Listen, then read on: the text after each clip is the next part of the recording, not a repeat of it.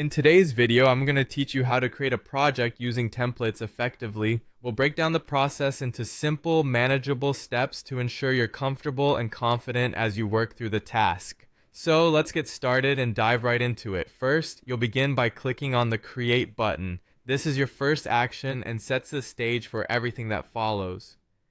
The Create button is intended to guide you towards starting a new project. Look for a prominent option that suggests beginning something fresh. This could be found in your main menu or toolbar depending on the platform you're using. Clicking Create will open up opportunities to explore various templates and options available. Now that you've clicked Create, you're going to choose a template. Here's where your adventure in customization begins. Templates are pre-made designs or frameworks that help kickstart your project by providing a structured format. They save you time and energy that you would otherwise spend starting from scratch.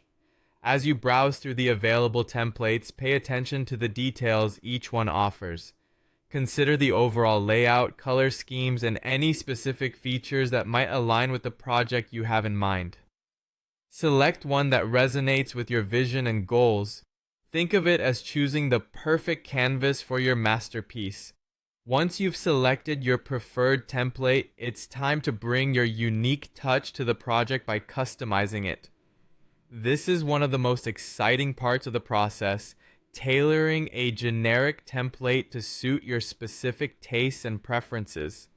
Start by editing the text to include any necessary information pertinent to your project. This could involve changing names, dates, objectives, or any specific content that needs to be highlighted.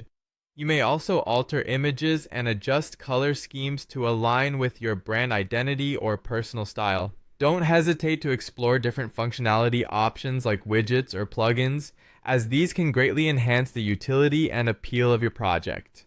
As you customize, remember that you have the flexibility to experiment and adjust as needed. Most platforms allow you to preview your changes, so make sure to review your work periodically.